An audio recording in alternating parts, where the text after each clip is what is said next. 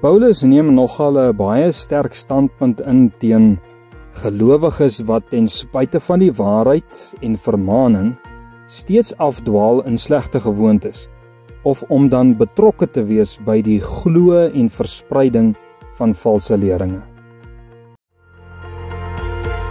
Jy luister na Kort en Kragtig en ek is Fanie Meiburg. Kom ons word kragtig deur die woord.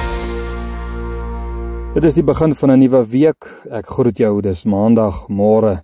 Sterkte vir almal wat die week begin en mag dit met jou goed gaan. Vanmôre gesels ek met jou oor hoekie toe. Jy weet mos nou waaroor dit gaan as ek vir 'n kind sê hoekie toe. 2 Tessalonisense 3 vers 6.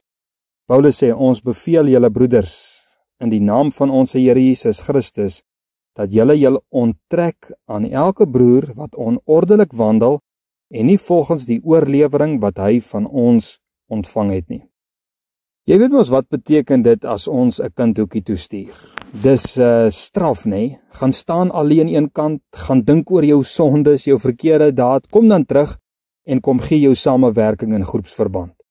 Jy weet die kerk het nogal 'n baie taai tammeletjie affære wanneer dit kom by gewoonte sondaars. Die wat onwillig is om te verander, en ek wil hê met my woord gebruik met jy hoor, die wat onwillig is om te verander, en die wat konstant hulle nie steur aan die ware lering van die evangelie nie en valsheid loop en versprei. Ek noem dit 'n tammeletjie, want wat maak jy as goeie Christen, die predikant of medegelowiges met sulke mense? Paulus neem 'n baie sterk standpunt in rondom gelowiges wat uit gewoonte aanhou verkeerd doen en nie God se woord, die oorleweringe, die leringe glo en navolg nie. Hy sê eenvoudig dat julle onttrek aan elke broeder en suster dan nou.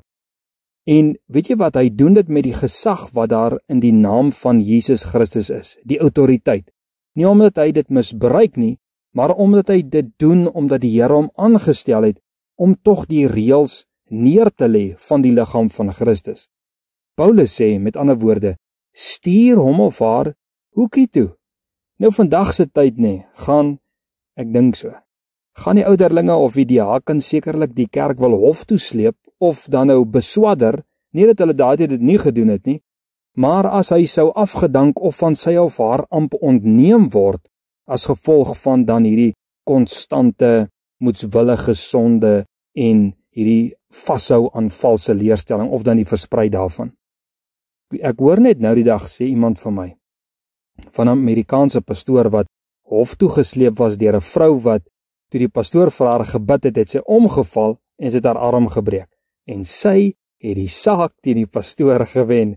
Nou ek het maar my bedenkinge oor hierdie dame. Dis die werklikheid, dis die waarheid. Nou hoe dit ook al sy, die liggaam van Christus is 'n geestelike liggaam en daar moet orde en eenheid wees reg deur die bank. Nou Paulus sê ook, daar in 1 Korintiërs 5 van vers 9 af, jy kan dit gaan lees, maar spesifiek vers 11 lees ek vir jou.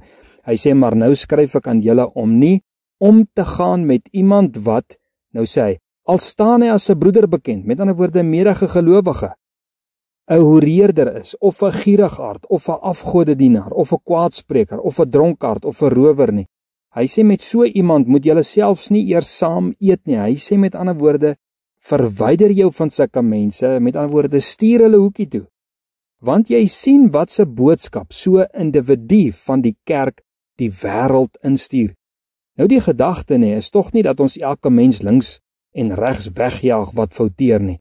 Maar onthou net, Paulus en Jesus gaan jy nou na kyk. Hy praat spesifiek van gelowiges wat so optree.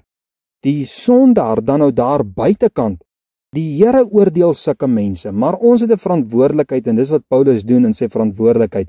Hy sê ons as kinders van die Here, ons as Christene dan nou met ander woorde, die liggaam van Christus, ons het 'n sekere norm en 'n basis waarvolgens ons moet optree. Nou, ons kan nie almal links of regs net wegjaag wat fouteer nie, soos ek gesê het nie, maar daar is tog immers deur Jesus riglyne ook elders neergelê in Matteus 18 vers 15, hoe sake gehanteer moet word. Jy ken mos nou daai ene van, gaan bespreek dit met die broer of jou suster, as dit nie wil luister nie, vat die ouderlinge saam, as hulle nog nie wil luister nie, dan daag jy hom voor die gemeente. En as hy dan nog nie luister nie, hoor jy wat sê Jesus? Jesus sê, Laat hy dan vir jou wees soos 'n heiden en 'n tollenaar. Met ander woorde, onttrek jou van sulkes. Jy sien, in Tessalonisense en in Matteus gaan dit oor geestelike mense, bekeerders, broers en susters in die Here. Daar word met meer erns teenoor hulle opgetree, want hulle is deel van Jesus Christus se liggaam, en daar is 'n standaard wat gehandhaaf moet word. En Paulus en Jesus sê, onttrek jou van hulle. Laat hulle die misnoë van hulle optredes besef en tot bekering gelei word. Dis soos om 'n kind hoekie toe te stuur en te sê, my vriend, gaan dink oor jou sonde. Kom terug en bely en groei en neem jou plek aan, jou kosbare plek binne die liggaam van Jesus Christus. Nou ja, dis Paulus se raad, en as dit nie vir jou genoeg gesag dra nie, volg Jesus se raad van Matteus. Ek weet dis nie maklik nie, nee, maar ter wille van die heerlikheid van God in die gemeente is dit tog noodsaaklik. Ons dank die Here vir 'n nuwe dag. Ons dank U vir 'n nuwe week. Ons dank U vir die Heilige Gees. Ons dank U vir die woord wat ons rig, wat ons leer. En die Here help ons dat ons met die gesindheid van Christus die woord sal toepas en gehoorsaam wees. As ons in fout staan, help ons dat ons sal reg optree en dat ons tot vergifnis sal kom. En Here, as ons hierdie waarheid moet toepas, gee vir ons nederigheid, gee vir ons leierskap, gee vir ons die gesindheid van Christus om reg op te tree. Ek bid die seën van die Here oor my broers en susters vir hierdie week wat voorlê, en ek bid dit in Jesus naam. Amen.